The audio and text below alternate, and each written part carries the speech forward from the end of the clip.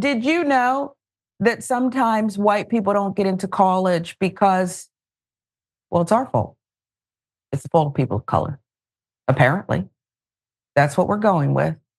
It's been an ongoing theme for some time, and there's just different examples that pop up of this theme of how minorities are preventing privileged people from achieving their dreams. When they don't get something, it's got to be someone's fault, right? Viral social media post purporting to show video footage of a college applicant being rejected by his apparent top Ivy League choice claimed the decision was made based on race. The video, entitled "Bro Got Rejected Because He's White," was making the rounds on social media nearly 6 months after the U.S. Supreme Court reversed 4 decades of precedent, banned colleges and universities from ever considering race or ethnicity in admissions in any way for any reason. Footage features a person wearing a sweatshirt emblazoned with Cornell University's name and apparently sitting in front of a computer screen before presumably opening an email to learn his admissions fate at the school. Whoever made this video wanted everybody to know just how supremely qualified this kid was for Cornell, which isn't even the most competitive Ivy League school when it comes to admissions. While it's unclear when the video was filmed, the Supreme Court in June made itself very clear when it struck down affirmative action and ruled that colleges and universities may never use race as a stereotype or negative, and at some point they must end. The 6-3 opinion, along with ideological lines it did go along, also dictated that nothing in this opinion should be construed as prohibiting universities from considering an applicant's discussion of how race affected his or her life, be it through discrimination, inspiration, or otherwise. News One. Don't you love these kind of, I know legal scholars who are parsing and trying to understand what the hell you're talking about here. This is from the Supreme Court. These are the highest justices in the land, right? Or is I talking about somebody else? Despite the dissent's assertion to the contrary, universities may not simply establish through application, essays, or other means the regime that we hold unlawful today, all of which means, of course, that Cornell could not have rejected the applicant in the video because he's white. However, even if affirmative action was still in place, the student in the video and his alleged 1460 SAT score still fell short of Cornell's academic standards for applicants who typically have an SAT score between 1470 and 1550. Okay? That's according to the College Board. Beyond that, the College Board also noted that Cornell is extremely selective and accepts just 7% of, on average, more than 71,000 applications annually.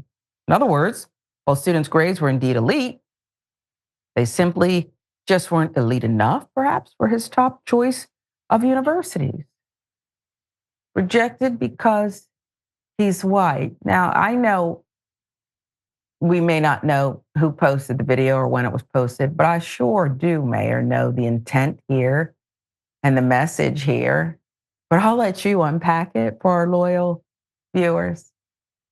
Listen, so we should also, in the context of this video, it's perfect because especially if you spent time to look under the comments before it was deleted, you will see how white people feel in this country. And there's been studies that show that white people believe, usually white Republicans believe that white people are discriminated against more than anybody else, especially Black people. This was a continuation of that feeling. This video trying to play on the people. Here's what's funny though. They didn't even do enough research to realize what was the minimum standard for SAT scores to get into Cornell.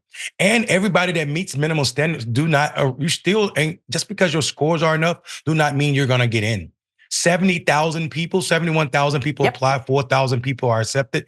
This idea that it's not enough just because you had so-called on paper enough, the laziness that goes into this is the same laziness we see in the arguments to defend white supremacy or try to make Black people less than. I think here's what's also dastardly in this, and people should definitely pay attention because it is as American as apple pie. There is an inherent belief that I am supposed to be somewhere because I'm white, regardless of the credentials. And that's what the 1460 not been enough says to me in my soul. It doesn't matter that I had the sweater. Why wouldn't you accept me? I had the sweater and I applied and I'm white. So I'm supposed to be there. Yeah. The idea of rejection is something new for white men in America. The idea that America is something more than a country for white men is at the root of all of this. Diversity is a problem for so many white people because white men feel threatened. The idea that I have a right, a white man has a right or an obligation to respect rights of all the other of us is what's at root at America's white supremacy and why it's on the rise right now and why white people feel threatened. This is how white men can go down to the border and scream at brown people who this country was stolen from and say, you are illegal. It is grounded in something that is absolutely loony. You, sir, came over here and stole this land from people that look just like the people trying to cross the border, and you have the audacity to call them illegal. This is it's all rooted in white fragility, period. About our differing viewpoints. You, sir, don't belong parking your boat here on this dock, sir. I just work here. I've asked you to move, sir. But if your view is that I started with the whole pie, right? God-given, entitled, whatever, then you don't want to give up any of the pie. Whereas the other point of view is, I'm just asking for a chance to get some crumbs off this pie. I'll work for it. I'll help make it. Oh, that's right. I already did chef it up. Might have provided all the ingredients and all the labor for the pie. And now I want a piece of the fruits of my labor, if you will. Okay. What's that pie that has all the different fruits in it, including rhubarb, Mayor? I love that. Razzle dazzle something. You know what I'm talking about. It's got berries, strawberries, rhubarb. Anyway, all this talk about pie, Mayor, I apologize. And you're going to have to bring us back to some intelligent conversation. But I do love that pie. Well, I mean, I think it's important to talk about that. America itself is all of those ingredients that you're talking about in that pie, right? They're brown fruit, black fruit, and many other fruits. And unfortunately, for white men who have for the past 300+ years had to share with no one, regardless of who produced it, they're really feeling a pinch right now. And I don't know why, because if you still look at what's going on in this world, white men are still doing better in this country than anybody. They're least likely to be sentenced for crimes they commit. And when they are sentenced, they get less time than anybody. They are overpaid more than anybody in this, white women, black men, and Latinx folk as well. So I don't understand what they're complaining about, but for the idea that other people shouldn't have as much as they do. You don't want to share anything. And when you don't get one thing, we're used to being disappointed and being resourceful, picking ourselves up. That's why don't talk to me about how people of color don't know how to pick themselves up by their bootstraps. That's all we've been doing.